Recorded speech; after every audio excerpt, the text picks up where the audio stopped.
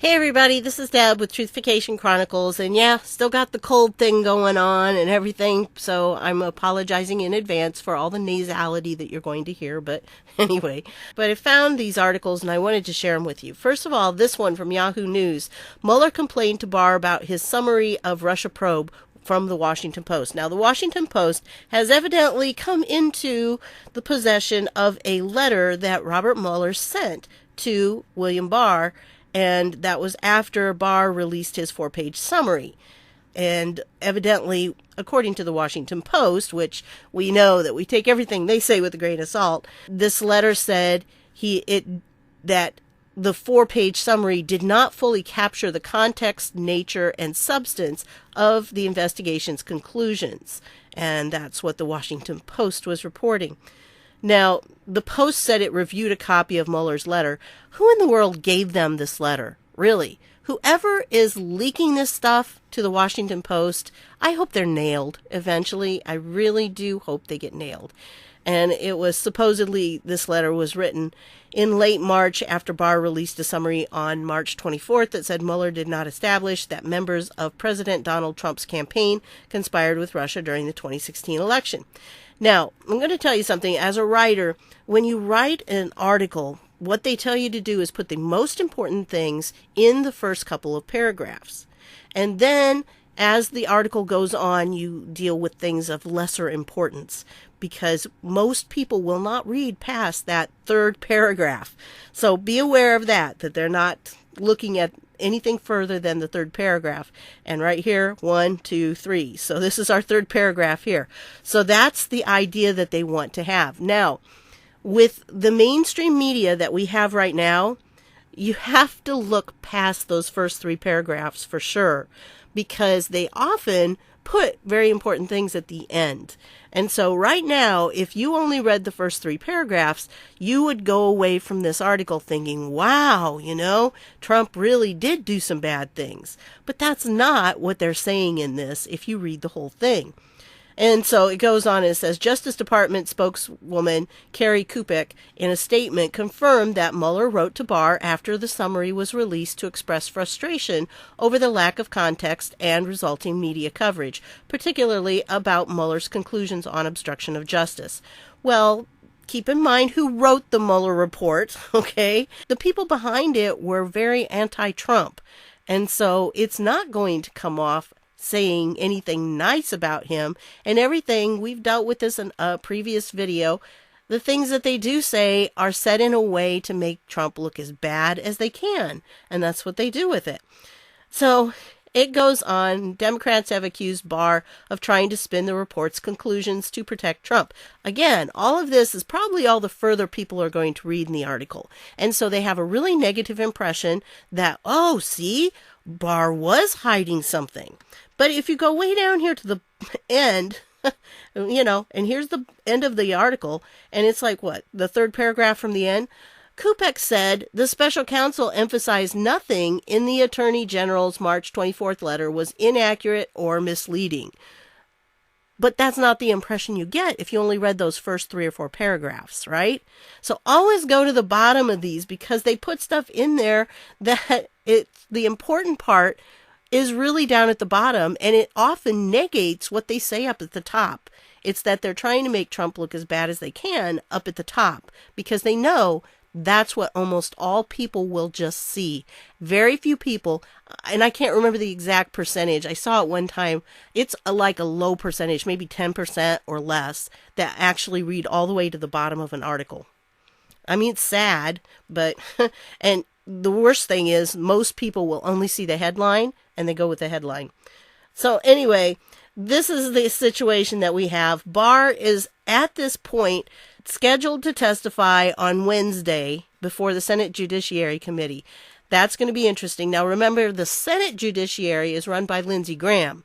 So he will at least have some friends in there. But of course, when they do this, I believe that it's going to be an open hearing. So that means that it's going to be 5 minutes of one side and then 5 minutes of the other side, and it goes back and forth. And so, yeah, it's going to be very interesting. I'm sure that this letter is going to come up. So they're going to have some questions about this whole letter and about what Mueller said to Barr when he gets up there. And Nadler, of course, he says Barr must answer for Mueller's objections to letter.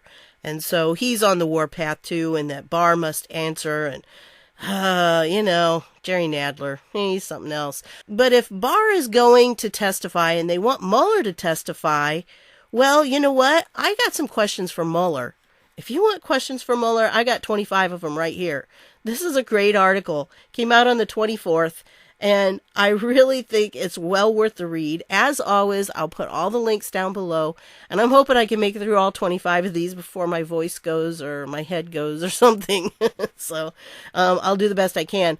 But anyway, this is a list of 25 questions that I hope someone asks Robert Mueller if he goes to testify, because these are important things to know. In the second paragraph of your report, you state that the Russian government interfered in the 2016 presidential election in sweeping and systemic fashion. Evidence of Russian government operations began to surface in mid-2016. That's what the report says. That's a quote directly from the report. The report traced this interference back to 2014. Who was the president of the United States when Russia's attack on our election was unfolding? You know what? The report doesn't deal with that, does it?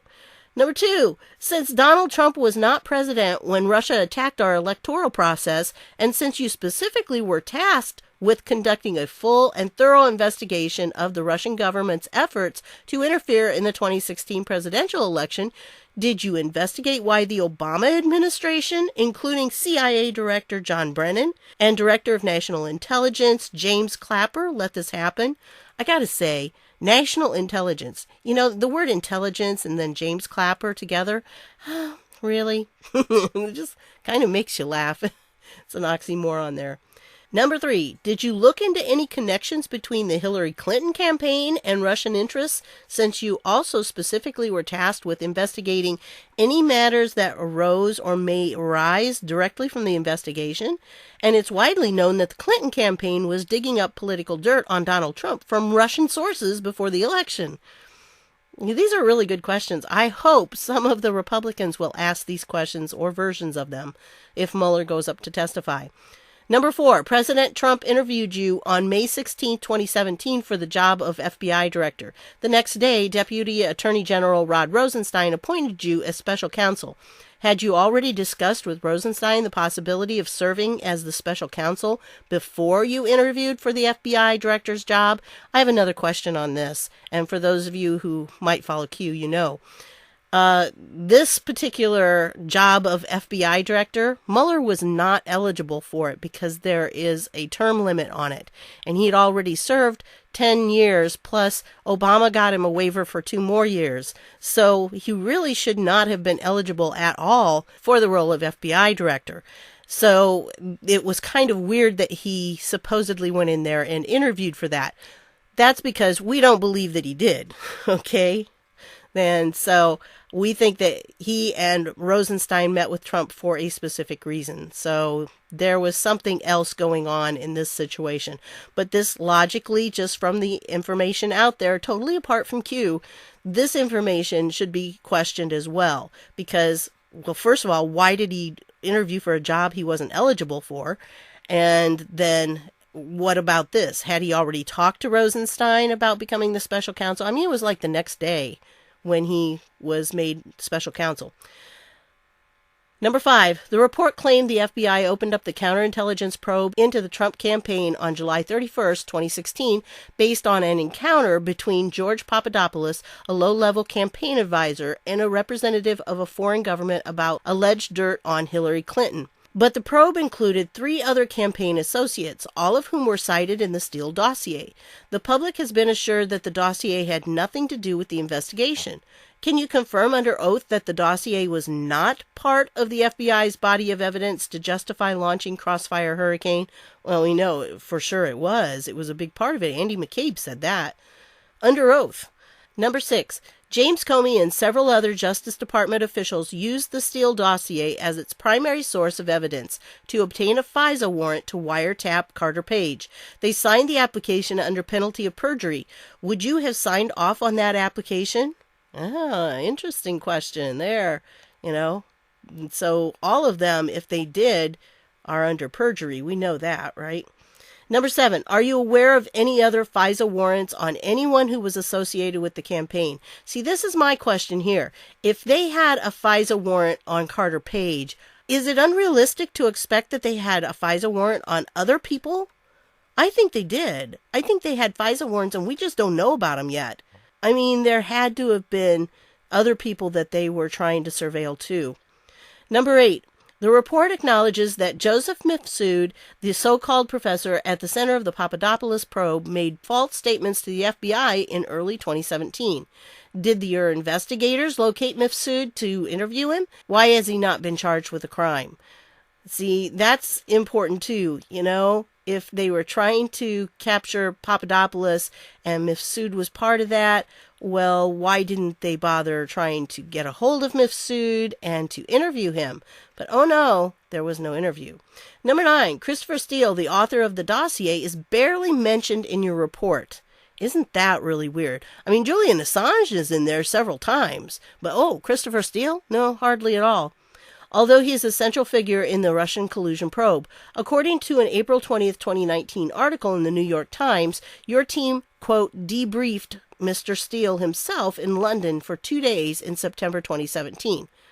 Why did you debrief as opposed to interview Steele as a witness or subject in this investigation?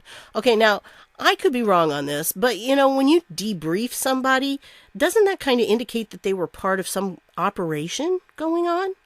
I mean, debriefing seems to me to be something that you do to part of your team when they have completed an operation. You do a debrief to try to figure out what went well, what didn't go well, what you can, you know, take from it, and what basically happened. But, you know, this just doesn't seem to be the proper term, debriefed. Maybe I'm wrong legally, but it just seems odd. Instead of looking, this appears to me to label him as more of an operative than to label him as someone who was a witness or a subject in this investigation, which obviously he should have been part of that because he's the one that authored or collected the Steele dossier. It was all his work, you know. Number 10, in Volume 2, page 103, in reference to the participants in the June 2016 Trump Tower meeting, you refer to the firm that produced the Steele reporting. Notice how they said that, the firm that produced the Steele reporting. Why did you intentionally omit citing the name Fusion GPS or its owner, Glenn Simpson, throughout the 448-page report? Yes, folks, look up Fusion GPS. Go to the Mueller report and put that search in. You will find nothing. Fusion GPS is not mentioned. This is what it's mentioned as, the firm that produced the Steele reporting. Yeah. So if that's not if that's not an attempt to cover things up, I don't know what is. And Glenn Simpson, yeah, not in there. Yep, not there. I just can't imagine that they would consider their report, you know, complete without mentioning Fusion GPS or Glenn Simpson. Now, I'm not saying they didn't refer to them under different terms like they did here, the firm, but they didn't say the names. Number 11, did you know that at the same time Fusion GPS was working to collect opposition research on Donald Trump for the Clinton campaign and the Democratic National Committee, it also was representing Prevazon, a Russian-based company sanctioned by the U.S. government? Yeah, sanctioned by the U.S. government. Number 12, why did you omit the fact that Glenn Simpson was working with Natalia Veselnitskaya, the so-called Russian lawyer, on the Prevazon project, and that Simpson met with her before the June 2016 Trump Tower meeting that she attended with Trump campaign associates, including Donald Trump Jr.? Yep, they didn't mention that. That was not part of it. As I said, I read kind of that part of it in one of my other videos, and I said they left out a lot of stuff about that whole situation. They just forgot to mention those things. How convenient of them. Remember who was writing this. These were the Democrat lawyers that didn't like Trump. And that's why you really have to read that entire report with that in mind, that it was written by people who hate him. It's like if you were trying to get a job and they went to your ex-spouse and had them write a referral for you. Chances are, if you got divorced, you may not be too amicable. So it's not like they're the right people to be writing references for you. And it's not like these people were the right people to be writing this because they were biased, obviously biased. Anyway, so I thought this was a good question here, and this one kind of is similar. Number 13, why did you also omit the fact that Glenn Simpson was working with Renat Akhmetshin, another attendee at the Trump Tower meeting, on the Prevezon project, and that Simpson met with both Veselnitskaya and Akhmetshin the day after the Trump 2016 Trump Tower meeting? Yeah, good question, because both of them met with him afterwards, and it's like, wait a minute. Yeah, there was something up there. Timing, was it a coincidence? I don't think so. Number 14, your office scrubbed the iPhone devices used by Peter Strzok and Lisa Page after they were dismissed from the team. Is that obstruction of justice, since both are subjects of ongoing congressional investigations? That's a key point right there. This really needs to be addressed, because why would they have done that? They scrubbed their phones? Yeah. That is definitely obstruction right there. So people are going to be in trouble for that. I wonder who was behind it. Weissman? Maybe. Number 15. The report confirmed that on March 9th, 2017, Comey, not Corny, Comey, briefed congressional leaders about the FBI's investigation of Russian interference. He then testified before the House Intelligence Committee on March 20th, 2017, where he publicly revealed for the first time that the FBI had been investigating the Trump campaign and admitted he withheld that information from Congress for 8 months in violation of protocol. Was this the first time Comey acknowledged to anyone, including Donald Trump, that the campaign had been under investigation since July 2016? See, I told you, these are really good questions, and I hope somebody asked them. Number 16. At what point did Comey inform Trump that the campaign was under investigation, since there is no indication in Comey's own memos that he disclosed that information to the president at any time prior to March 2017? Yeah, see, he really should have been talking to Trump about it. If they thought that somebody in the Trump campaign was working with the Russians, that should have been addressed, and Trump should have been informed. But because he wasn't, that was breaking protocol. Number 17. On page 47 of Volume 2, the report states, evidence does establish that the president connected the Flynn investigation to the FBI's broader Russia investigation, and that he believed that terminating Flynn would end the whole Russia thing. This appears to conflate two different matters. First, when Trump allegedly made the comment about letting the Flynn thing go in February 2017, did he know that his campaign was under investigation for collusion? Yep, go back up to this one. Look, Comey supposedly didn't tell Trump until March 2017. So when Trump said this in February 2017, he had no idea that they were investigating him for collusion. So how could he be obstructing something that he had no idea was happening? It's a good question. Number 18, when President Trump allegedly referred to the whole Russia thing, do you know if he was referring to the ongoing interference investigations at the FBI and on Capitol Hill, or to the collusion investigation? What was he referring to there? Kind of interesting question there. Number 19, it appears as though Trump's comment about letting the Flynn matter go was in reference to the bogus Logan Act violation being pursued by former acting Attorney General Sally Yates. If Trump did not know in February 2017 that Flynn had been under investigation since July 2016 for, quote, colluding with the Russians to influence the election, how can his alleged comment to let the Flynn matter go be considered an attempt to obstruct the Russia investigation? That's what I, said. Was something, they're trying to make it into something that it was not. And if you think through it logically, you can see that's obviously not what he was referring to, because he wasn't supposed to have been told that until after, March. Number 20, aside from Comey's own memos, do you have additional evidence to support the allegation that the president asked Comey to drop any inquiries related to Michael Flynn? Yeah. Again, really there's no evidence. It's just Comey said and Trump said, and whose word you going to take? Of course, we want to take Trump's word and the Democrats want to take Comey's word, but, it's all going to come out. Number 21, since you established that former Attorney General Jeff Sessions did not discuss the election during his brief encounters with Russian officials in 2016, do you think it's appropriate that he nonetheless recused himself? So see, the reason that Sessions recused himself was because they were trying to say, well, he had these discussions with the Russian officials, but he did not discuss the election. That's in the report.